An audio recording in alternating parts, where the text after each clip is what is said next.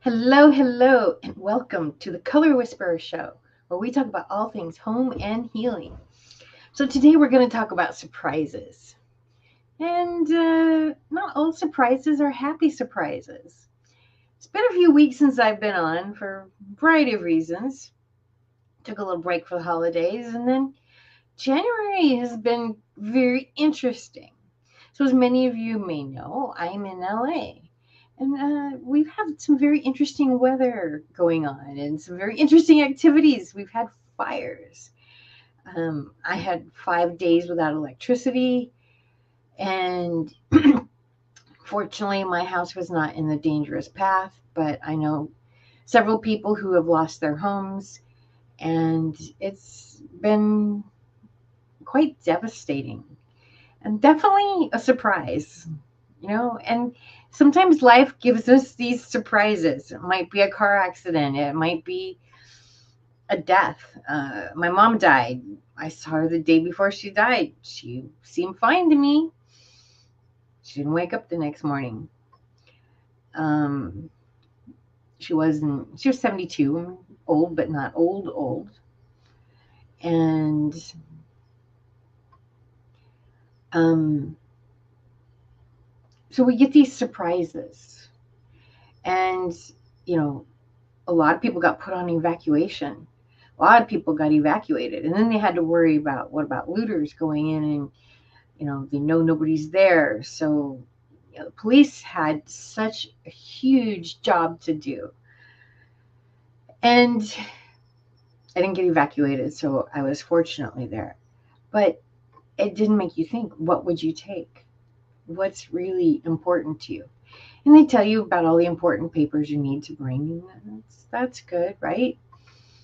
And let's face it, most of us don't have those things in a set place where you can just go grab them.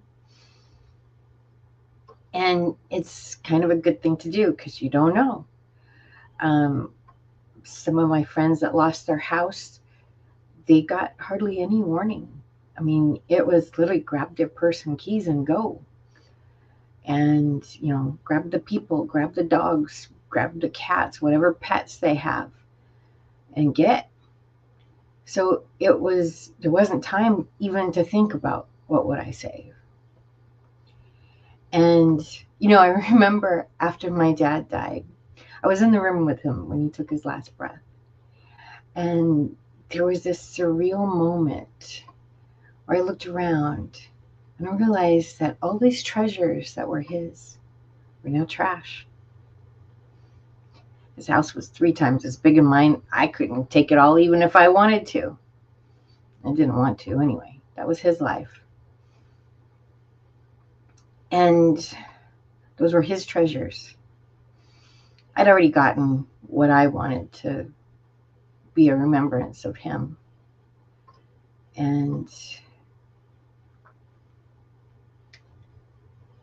there really just was no place for some of this stuff to go. And it was very surreal. And I had a similar moment looking around my house going, what's irreplaceable? First thought's pictures. But the second thing is like, what do I really need? Like, the people who lost their houses, like, place to stay was first thing. Many of them had friends they could go stay with and stuff like that. So there's a lot of that happening. Food, hygienic stuff, toothbrushes, toothpaste, face soap, stuff like that was in high demand immediately. And then their first course of action is finding another place to live. What do we do? Then it's okay. Now we can think about furniture. Then we can think about, many of them were given clothes, and there's still something about wanting it to be your own. One of my friends who lost their house, there's a lot of furniture being given away. It's really quite beautiful. And they're like, we're going to buy our own towels. We're going to buy our own sheets. We're going to buy our own bed. Like, there's certain things you want to just be yours, right? And I remember when I got my first mattress after my divorce, and a lot of people after divorce, after a spouse dies, that's one of the first things they do is they get a new mattress because they need that to be a fresh place.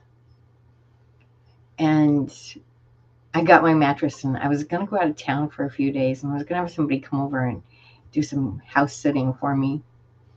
And I was like, but you can't sleep on my bed. Because the energy on my bed was so clean and so clear. I was like, I don't want nobody touching this. Like, the cats are okay, but I don't want anybody else sitting on my bed, lying in my bed, nowhere near my bed, at least, for a little while. And, these people, they've lost everything. And it's like, okay, I deserve this, right? I deserve to have towels that are fresh and new. I deserve to have sheets that are fresh and new. I deserve a mattress that's fresh and new. We'll take everything else used. They don't care. But the stuff that that's the closest to their energy, they want new. So it's something to really look at, like what's really important, what can't be replaced. Pictures, obviously, those are gone. My one friend who lost her house years ago, her mom died, and she gave me a couple pieces of furniture, and I tried to make them work, and honestly they haven't really worked in my house. And one I knew somebody who could use it, and I sold it. The other piece I've kept, and it's a really beautiful piece of furniture. I'm like, I couldn't bring myself to sell it. And like, I don't know why, but it's antique-y. And in today's world, nobody wants antiques. Everybody wants mid-century modern. And so, maybe I could get $100 for this piece, maybe $50 for this piece. It's got inlaid wood. It's gorgeous. Like, this is more than a $50 piece. This is more than a $100 piece. And I just kept holding on to it. I didn't know why. I just said, no, I can't sell this. Can't sell this. No. And a few days after the fire, they were too much in overwhelm. But I sent her a note and I said, do you want your mom's side table back? She broke out and she says, Jeanette, do you know what that would mean to me? I'm like, yeah, I kind of do. Because, when my mom died, this chest behind me, that was my mom's. And yeah, it means something to me. It means something to me. It's simple, but it was my mom's. And so to give her a piece of her history back, she grew up with this piece in the house. To give her a piece of her mom back, what a treasure. She had another family friend. She had this chest that she really loved, and a family member had something similar. That I think it was, I don't remember all the details of this. Anyway, she's able to get that back. And so we have these memories, these pieces of us. Growing up, my dad, he got it at Thrifties. I don't know if, I think Thrifties was nationwide. It's been out of business forever. My dad got this plaster statue of a soldier on a stand. And that was his. There wasn't a lot in the house that was truly his. and that wasn't in a bad way. Everything was, there was a family dining table. There was, a lot of stuff for the kids, and he had his space that was his, but there was something about that meant a lot to him. That statue, it was tall. It was like, well, I was taller than it, so maybe it was like 4 feet, 4 feet 6. I remember measuring myself up next to it as I grew up, and my house was an ever-changing place growing up. And that never changed. That meant something really special to him. And it disappeared one day. And I'm like, what happened? And I don't know, somebody broke it. I don't remember, and the details aren't important anymore, but it got broken. And it was like a member of the family was gone. Because he'd been there for my entire life. I was in my 40s when he disappeared. And so, I talk a lot about our homes and how do we make them special? How do we make them tell our story? Because our homes, there's so much more to them than walls that keep us safe from the elements and give us a safe space to sleep and not have to, have some privacy and cook and do all the things we do in our house. It's memories, has a life of its own, has a spirit of its own. So when all those houses were in flames, it wasn't just the homes, it was people's dreams, people's lives, people's livelihoods. One of my friends, they lost their home and their business. They worked from home. All of it was gone. They had a huge order they were supposed to do, and it's gone. Thousands of dollars of work just gone like that.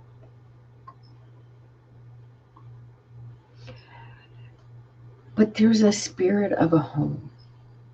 You ever walked in a home and you're just like, oh, it feels so good in here? Maybe it's a restaurant, maybe it's a hotel.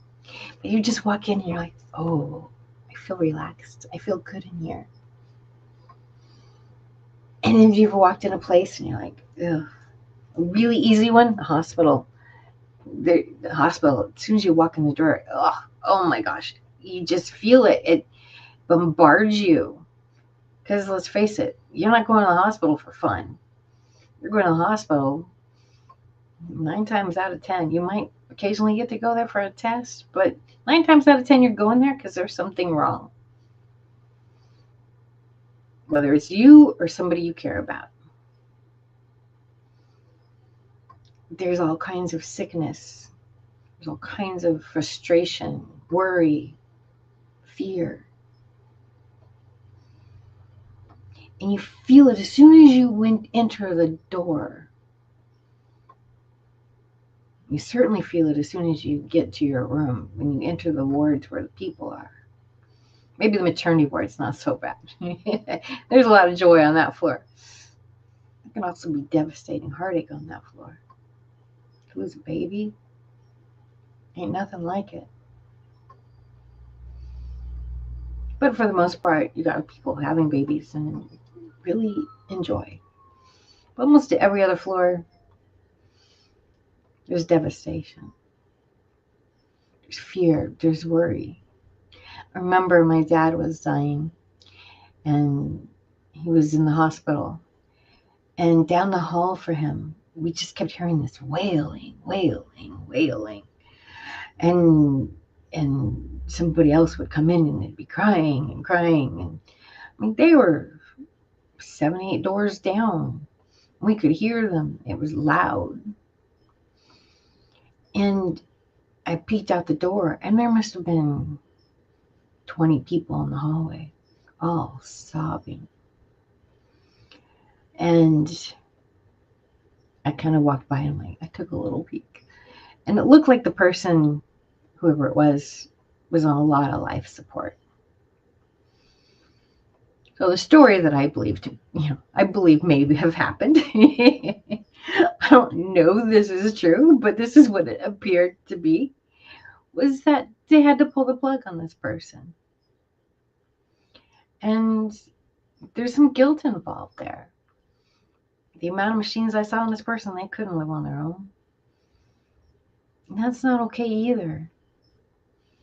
To just keep somebody alive, and I can't imagine that feels good either. You've got all those tubes on you. My dad said, "Don't you ever do that to me."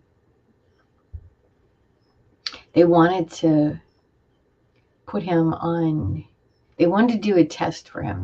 They wanted to do a bone marrow cancer test. And I just said, no, he's given up eating. This man is not here anymore. He's done.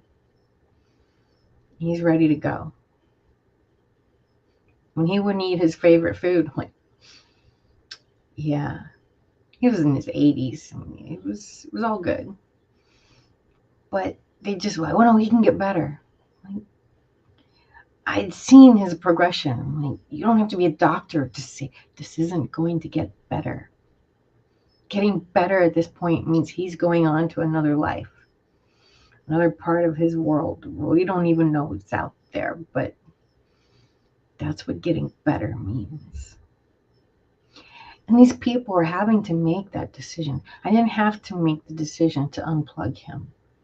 I only had to make the decision to not treat him like a pincushion. And you would have, you would have absolutely said no way. No question in my mind. But these people weren't so certain.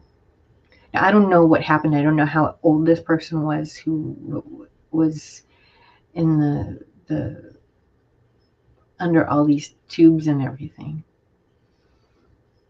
From the level of wailing, I suspect that something rather sudden happened. If it was somebody in their 80s, that they were very much loved. I don't know. But they had to make that decision of do we push them to keep them alive? That's a tough one. Absolutely, it's a tough one. I got digressed big time. So anyway, our homes there's a spirit in our home. What does your home feel like? Have you ever walked in a home and you can tell somebody's been sick there? Maybe long term, maybe short term, but you just feel that sickness. So watching all these buildings on fire, there was a spirit that died too. These homes, each home has its own personality. Each home has its own style, its own quirks. Things work, things don't work. Why'd they do that? We don't know. Right? And that spirit was gone. There were houses that burned down that, well, they may rebuild on the land, but these were houses that were 100 years old. In California, that's old. And the craftsmen don't exist anymore to replicate what they had. So yeah, there'll be new houses. But something bigger died. And I think that's why you walk in a house. Realtors often say, people walk in a house and they know. Like, it's probably one of the biggest expenses you make in your whole life, right? And people make the decision in seconds. a realtor would tell you, oh, they walked in the kitchen. This is it. In my house. They don't even have to go upstairs. This is it. In my house. I see a backyard. Our friend, she bought her house because the backyard is amazing. She don't care about the house. She cares about the backyard. This is it. This is my house. I remember when I was looking for houses, and there was a couple. I'm like, yeah, okay, I could live here. But I walked in this house, and this is it. This is my house. Because the house does have a spirit. And I think that our spirit connects with that spirit in a really beautiful way. And I think that's part of why some people do. They walk into a house and just know this is it. It's so interesting the way that people connect with a house. I've worked with some people who,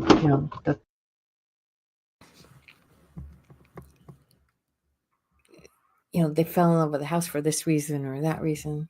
Had a client one time, the house was not happy.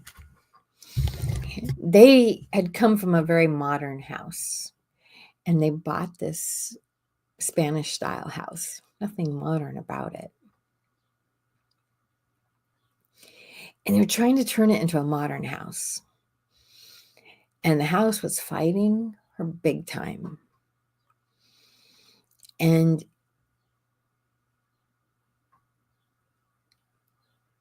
by that, it just didn't like anything she was putting out there. And everything, she was trying to put out there. And it's just like, I said, nope, it looked like crap. Every single thing looked like crap. And I came in and I literally had to go talk to the house and say, hey, look, I get you don't want to be a modern house. You like what you look like. So I'm going to fix it. I'm going to make it so that you still are what you are. But we got to bend a little bit for these people. And we're going to find the happy medium. And then I was able to pick out the colors. And I was able to create a space that fit both of them.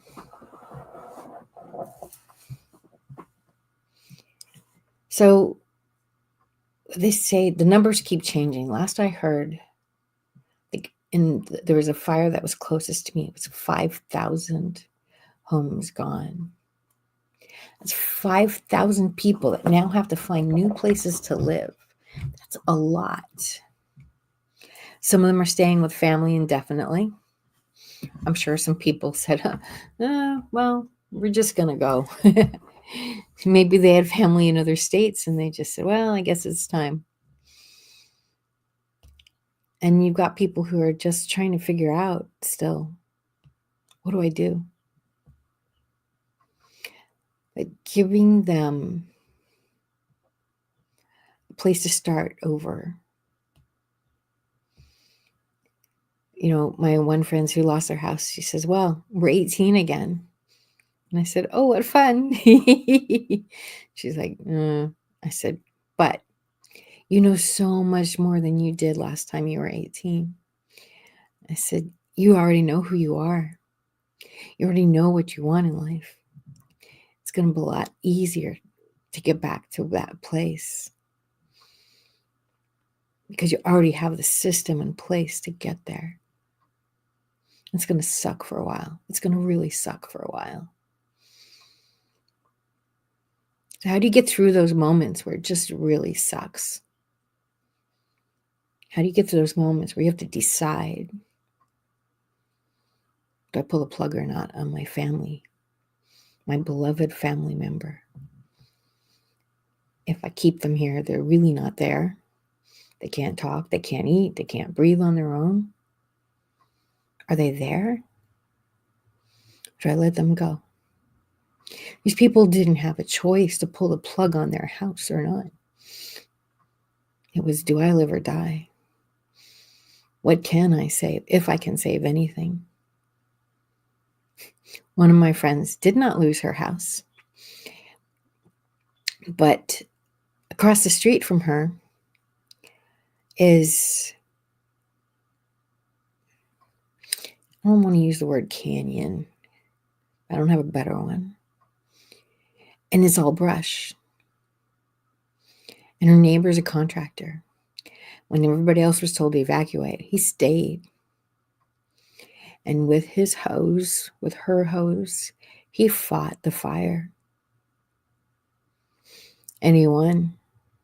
And he saved her house, his house, and who knows how many more. Because there are houses up and down the street. There are houses behind those houses. Behind those houses, I mean, he may have saved blocks of homes.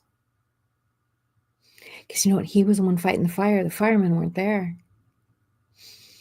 They had other, they were out there, trust me. I mean, but there was a lot for them to cover.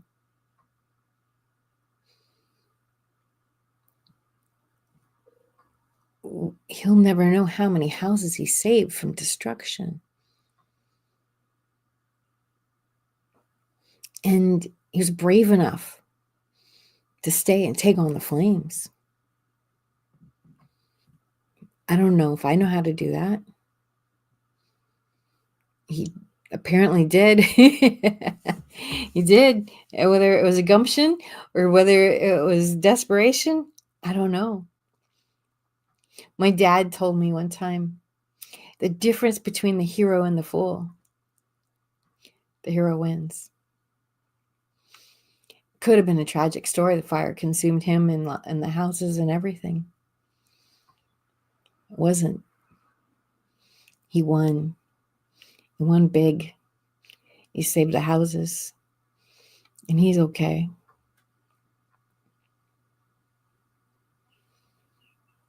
And he's, the hero of the neighborhood, quite literally. And that's the interesting thing when all these things happen. Everyday heroes, right? This man, everyday hero, he did what was logically the best thing for him to do. This is what I know how to do. This is what I can do. Could he save the big fire? No. Did he save it from coming up his ridge and destroying a street? At the very least, yes. And we need these brave people. We take on things no matter what. Every one of these people that lost their homes in the fire, they've all had to become everyday heroes. Because every day that they keep going, they're doing something heroic. Because when you're in a situation like that, you've got two choices. Literally, you lay down and die. I'm done. You could kill yourself, I suppose. Curl up in a ball and just hope somebody comes and takes care of you. Or you get up and you stand up and you take the next logical step. Whatever that next logical step is, you take it. Is it calling a lawyer? Okay. Looking for a place to live. Okay. I got to go down. I got to go get some clothes at the volunteer, the place. I need to buy a toothbrush. Okay.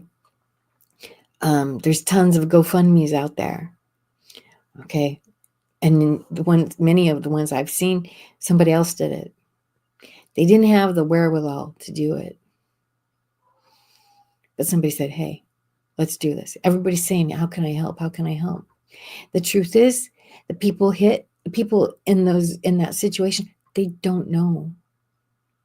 Because all they can see is, what do I do next? Well, can you give me a toothbrush? Well, okay. But now I have to go over there and get it from you. And okay, you can bring me a toothbrush, but well, where am I? I don't know.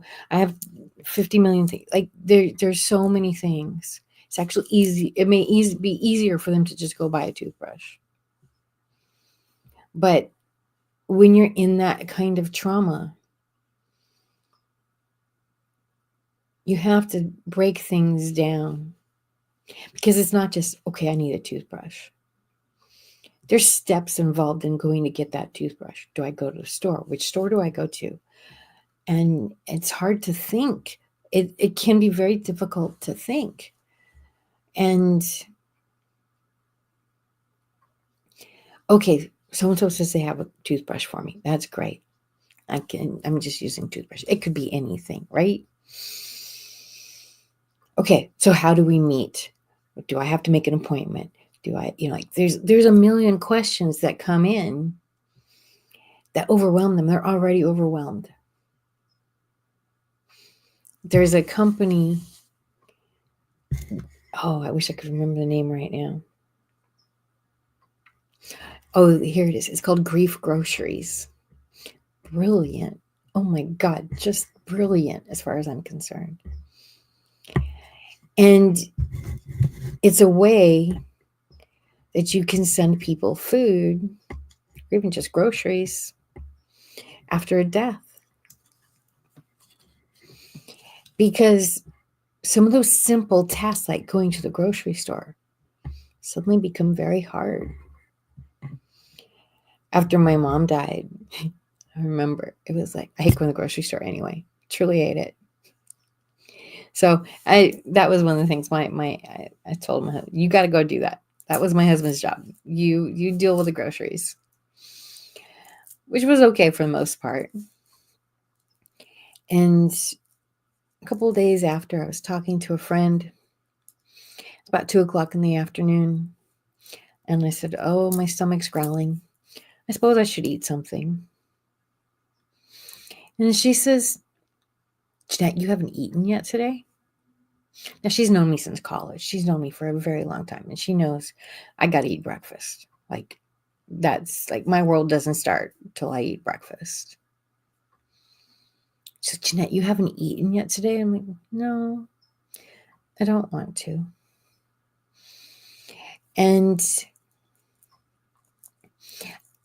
the thought of having to prepare something was too much. And even, oh, go out and get something, it was too much. And I really didn't want to eat. And I'm a stress eater for the most part. And she was like, Jeanette, you're not okay. I'm like, yeah, you're right, I'm not. The next day, there was a casserole on the porch.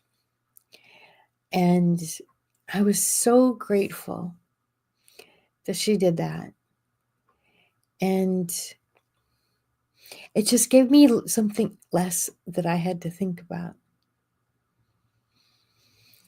And so that's where these people are, is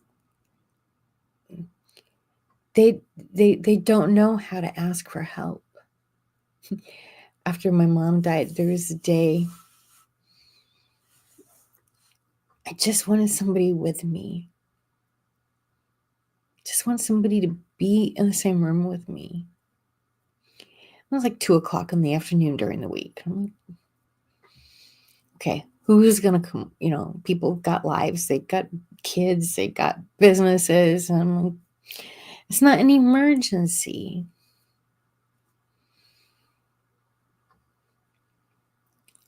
If I'd called somebody up and said, oh my gosh, you need to take me to the hospital right now, probably would have found somebody pretty quick.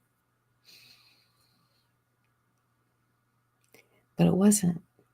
It was, I need somebody to come sit with me.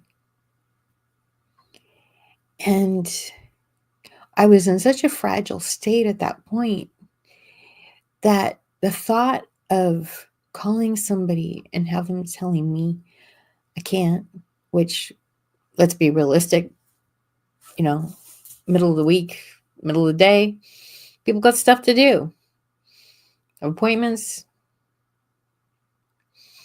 I was pretty good. I was going to get some no's before I got a yes. I couldn't bring myself to pick up the phone. And it's hard because you don't know where people are. And in times of trauma, they're often afraid to pick up the phone, to reach out for help. And everybody says, oh, I'm here if you need me, call me. But how many people truly mean it? Because some people, you go to a funeral, everybody says, oh, I'm here for you, I'm here for you, I'm here for you, right? And that's a tough day. But when you really need them? A month later. The next holiday, when you're trying to pick up the pieces, when you're trying to recreate, what does this holiday mean? The year anniversary. Nobody's there then. Because they've gone on. Their world wasn't impacted in the same way yours was. That's okay. It just didn't have the same impact.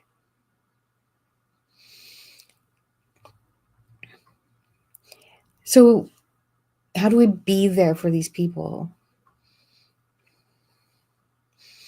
I wish I had a good answer. We just have to keep telling them that I'm here, I care, keep reaching out. And it's not with a, hey, how are you? Had a friend just a couple weeks ago.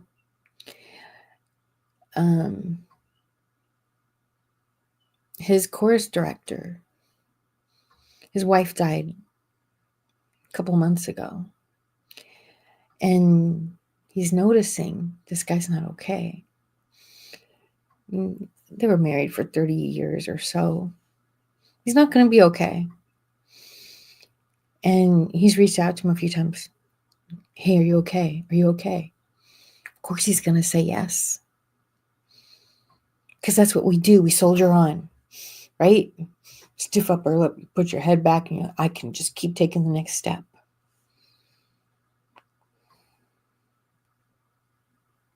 The grief groceries is an amazing thing because they just show up. It's an easy way to say I care.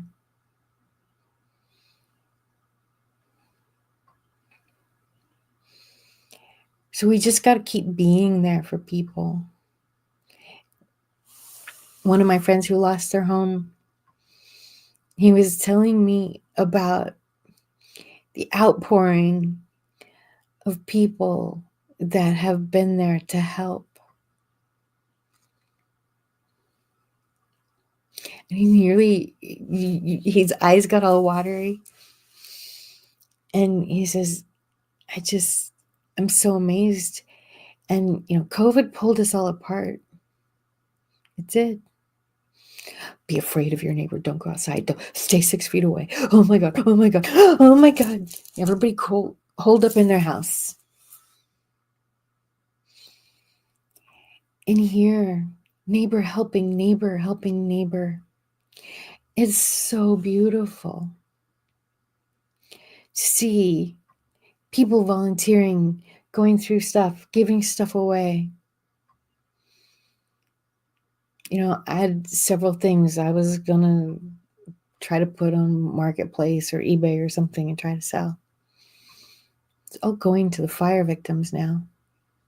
They needed a hell of a lot more than I need 20, 30 bucks. Maybe I can get. It's nothing.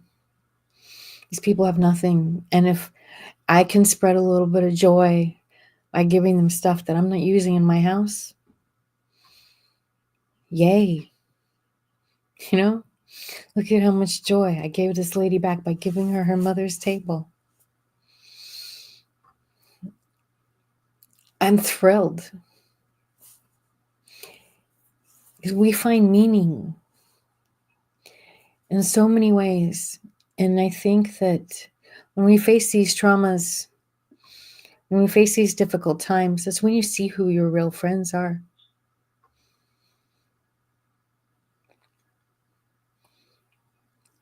Who comes in? Who's there to help? Some people may be in a better place to help than others. Some people may be physically able to help more than others. But who shows up? How can we be that person that shows up more? For ourselves, even.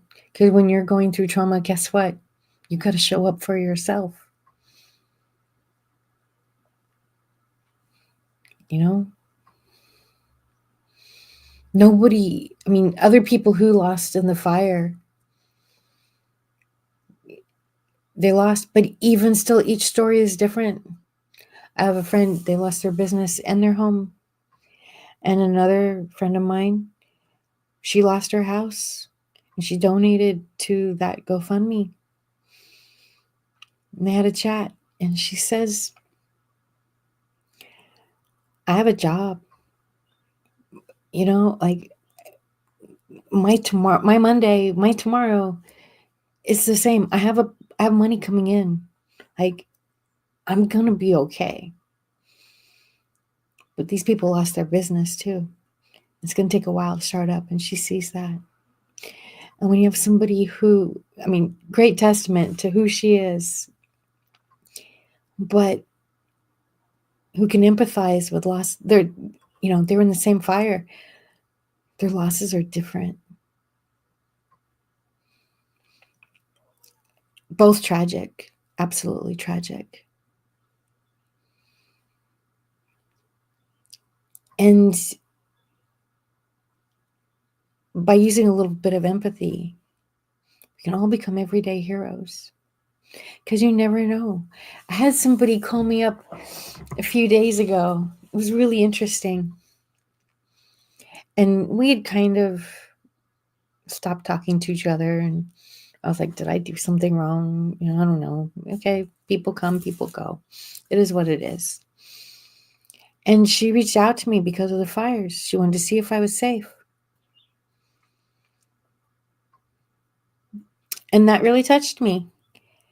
And then she tells me about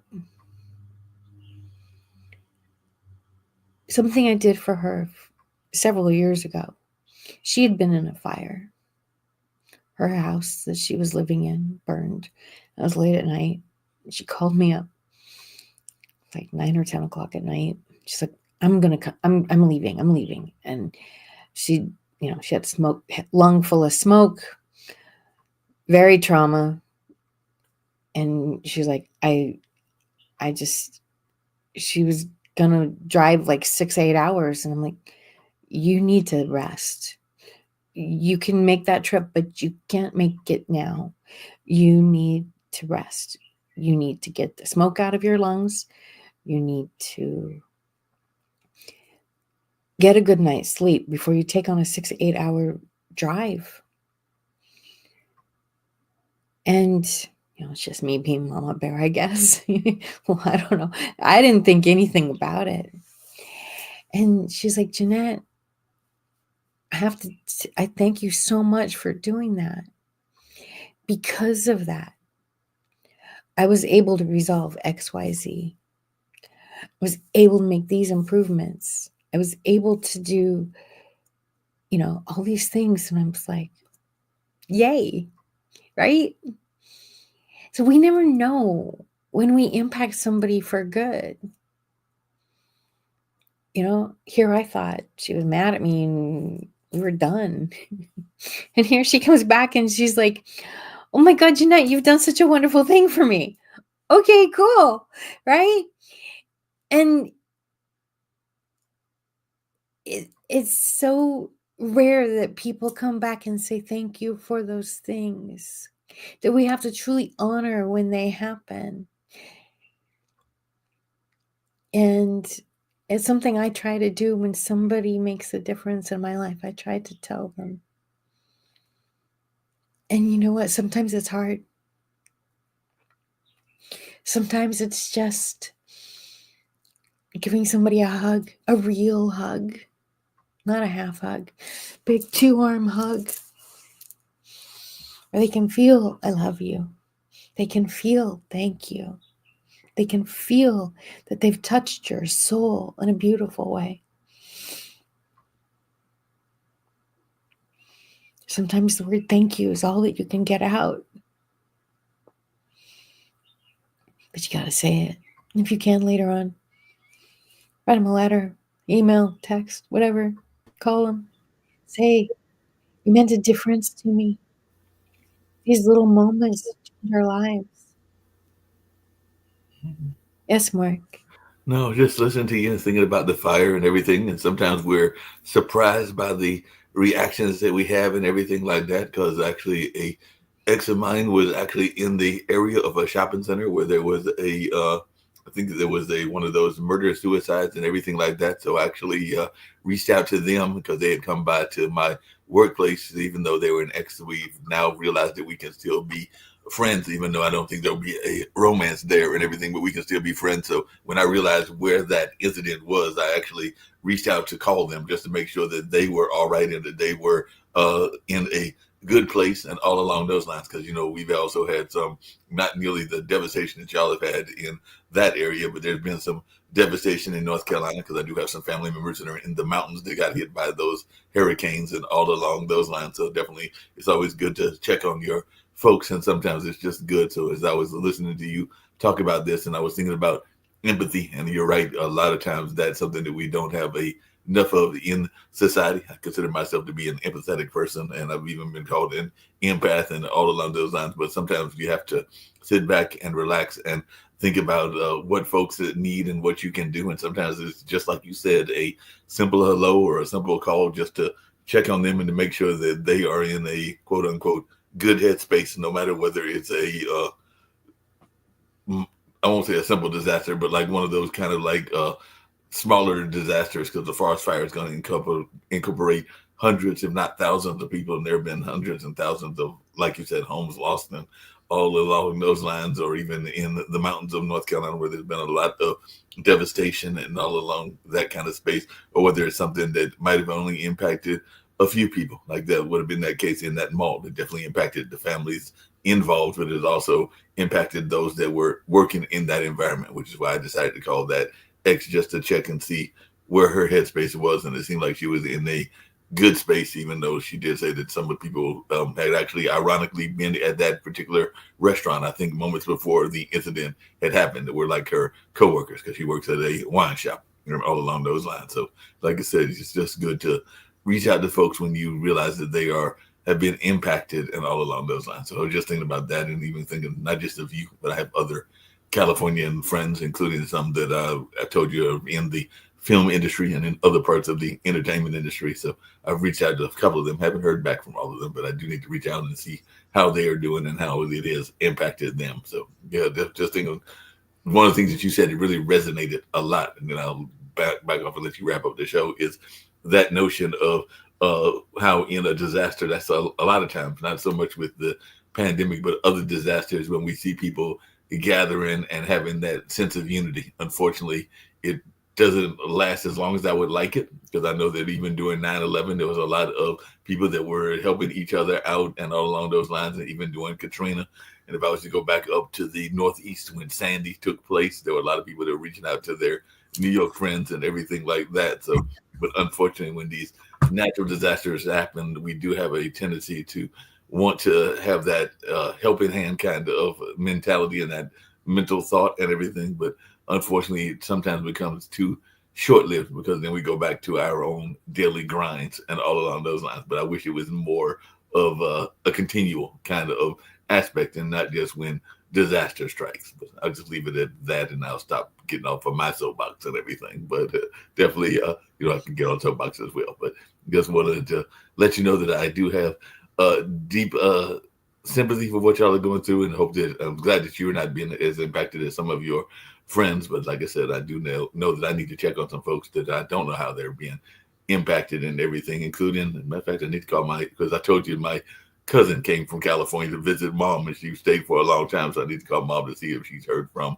that cousin that was staying with her, because she was out in California, but I don't think it was in LA. I think it was one of the other cities, if I'm remembering correctly, and everything. But yeah, we got to check on folks on a regular basis. Yeah, I had a friend This was pre-COVID, and she was getting close to 80 at that point. And she's like, I was relatively freshly divorced, and she was like, Jeanette, can we just like call each other and let each other know that we're alive? And I'm like, that would be wonderful. Yeah. And then during COVID, I don't know, it stopped during COVID. We kind of had some differences of opinion about COVID.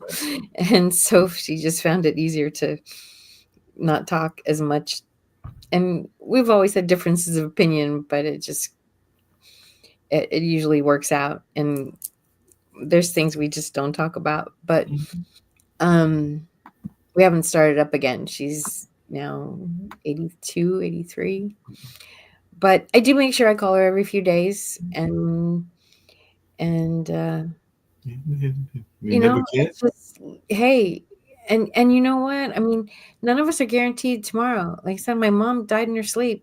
None of us are guaranteed tomorrow. None of us are That long. guaranteed tomorrow. We don't know.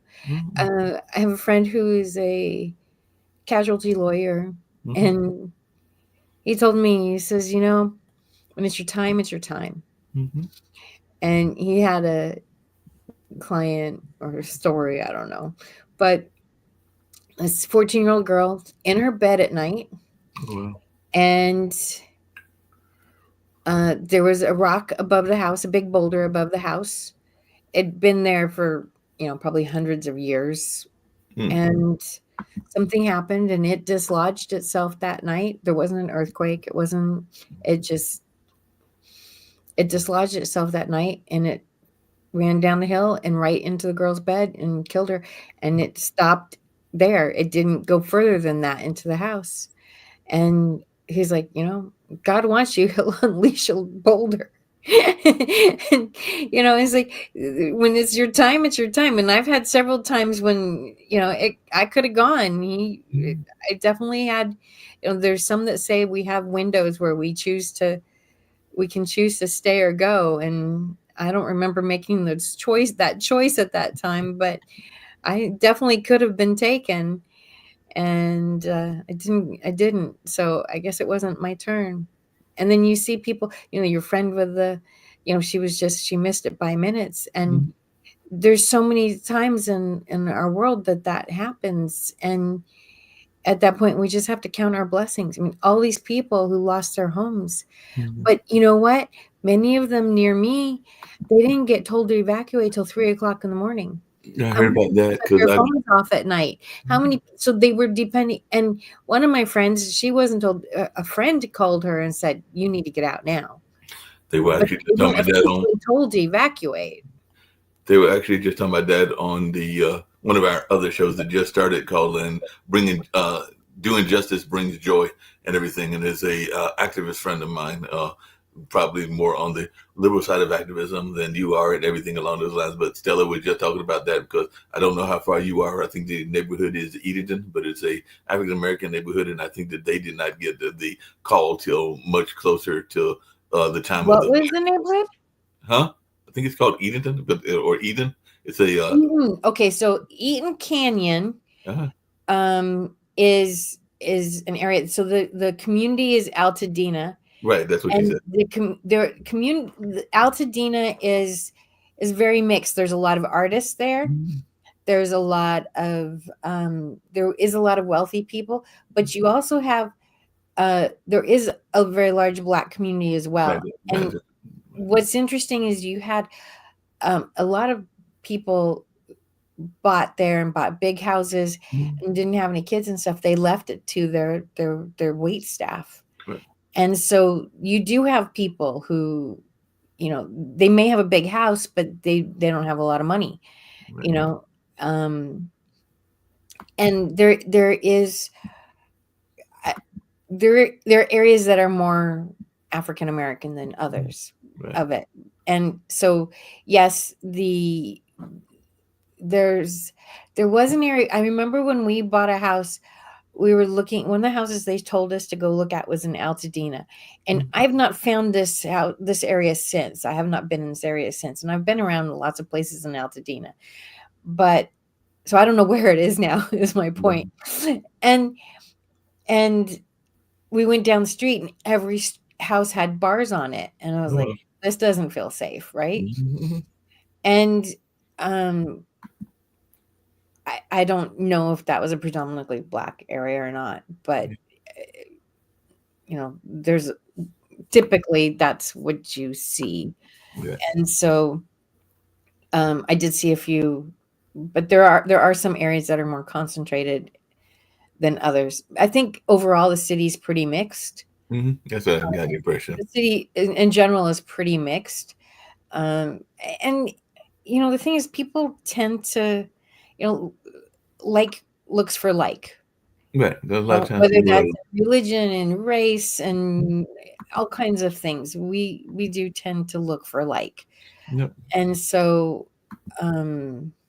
you get, and there's cities that be suddenly change, you know within 10 years they can change their whole population and what the main demographic is because of that. So uh my understanding is that West Altadena, which, if where I remember these houses would have been in West Altadena, they were given hardly any notice. Yeah. Um, And they that's were what told so like 3 o'clock in the morning to get out. And if you didn't have your phone, I don't keep my phone on at night. I don't want to hear the ding, ding, ding. yeah. And so um, we didn't have electricity. So the only thing they would have had would be cops going up and down the street saying, "Get out." Get out. And they may not have had time. That's why, I know, one of my friends that she didn't get an official warning. She was another friend told her, was driving nearby and called her up and said, "You got to get out. That fire's really close." But she didn't get an official warning. So she did get out. But can you imagine being woken up at 3 o'clock in the morning and you have to get out, and you have to get out now? I mean, you're lucky to grab clothes on your back, you Exactly. know? That's the. And that's what happened for many people. And the areas that burned, a lot of people go, "Oh, well, you live in the mountains." No, these were not mountain areas.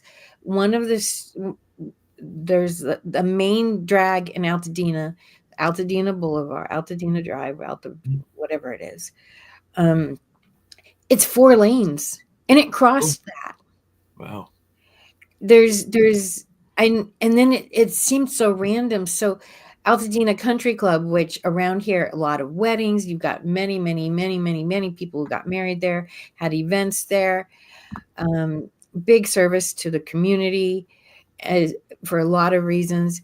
That's gone. It's flattened. I have a friend who had a house so there's like the parking lot, there's the country club, there's the parking lot, there's a couple houses, and there's this little tiny street.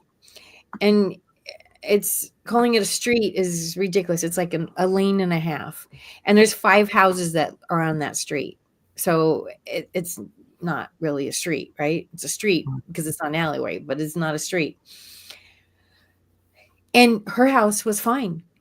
I mean, she was that close to the Altadena Country Club, and her house is fine. And the Altadena Country Club is completely gone. No. So the whole thing, and then you see the pictures and like the houses, there's nothing left. Like some fireplaces maybe, but there's nothing left. Wow. Even metal burned. Yeah. And then there's trees there.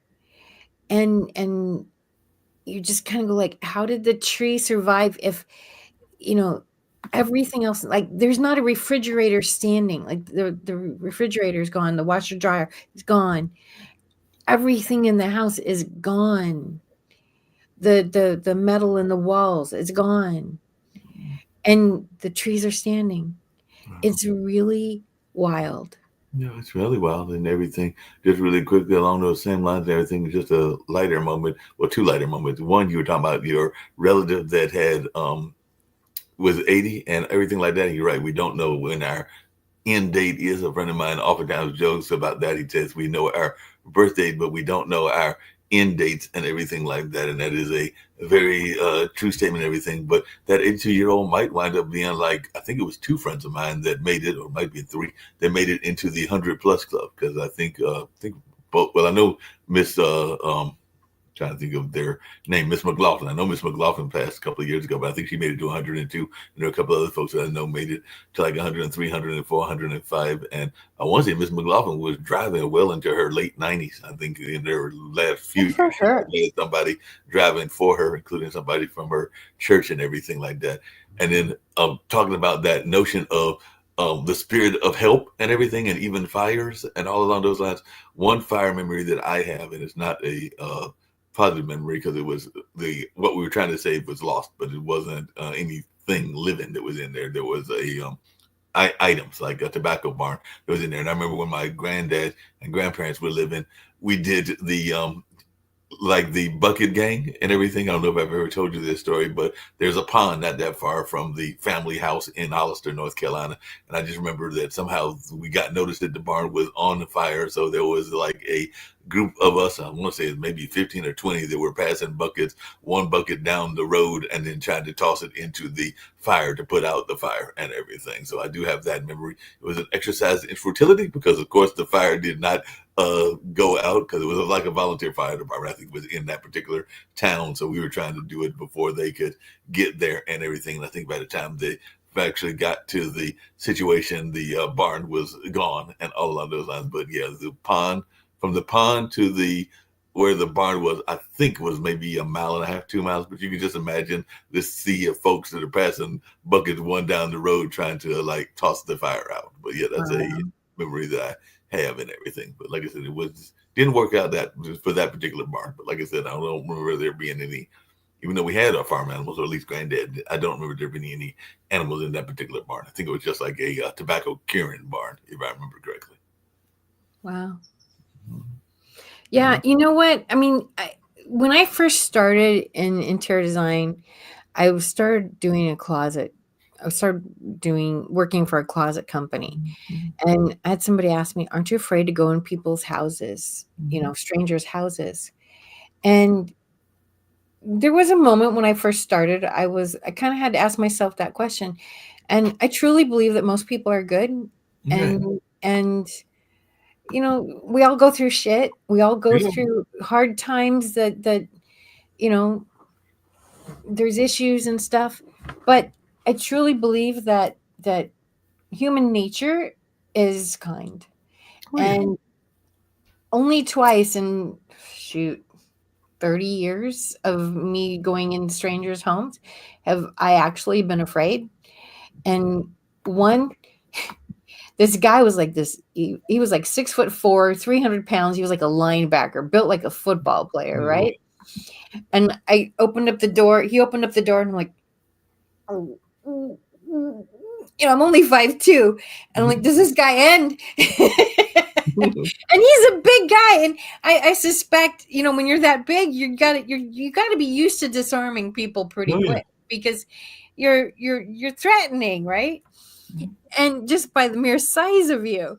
And then his little 2-year-old comes up and puts her arm around his knee. Daddy, she wanted a cookie or something. And he reached down, he pet her head, and he said, I'll get it in just a minute, honey. And I was like, oh, this guy's a teddy bear. But, this guy could, like, without even blinking, he could disarm me. I mean, he just was, and he was muscle too. It wasn't like he was just a big guy. He was all muscle. And I was like, oh man, you just feel like this big. And so the other time I wasn't afraid, but he didn't want me there and wasn't drunk. She was drunk and did want me there. And I'm like, you guys got to figure this out.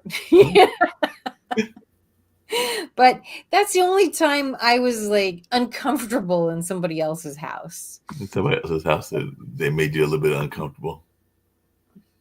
Wow. Yeah, I understand that. Because some people will make you uncomfortable. I've been in a couple of situations like that where you're sitting there going like, I'm a little worried about these folks. No doubt. Well, let's just end today. we got to be there for each other. You No, know, that's totally. what we got to do as humans, is be there for each other. And that's how we make a difference, is by being there. And we can be there with each other with some Kendu spices. So Kendu spices, so we can have that Kendu spice, and it can help soothe the soul and everything. So earlier today on that other show that I mentioned, we had a Zen yoga moment. So we can have the yoga in mid-afternoon, or at least it was mid-afternoon for us here in North Carolina. And then in later afternoon, we can have a moment of food refreshment. So we're just trying to get all that calming energy, which whether it's your interior design and the Zen moment we had earlier, or now some Kendu spices. So it's all about that calming energy. Indeed. Always great to see you, Jeanette, and hopefully we'll see you next week on another exciting edition of The Color Whisperer. But you're always bringing some great insights, and I was glad that you were able to share what you were going through, because I was worried a little bit about that and everything. So definitely glad that you're in a you're in the place where you are, but you're definitely on the road to the healing journey, which we all are on. We're all on that healing journey. So look forward to seeing you again next week. Yes. And here's some Kendu spice. You know how people love to enjoy food and don't understand how to flavor their food or how to replicate a meal? They're interested in supplements but don't know where to begin?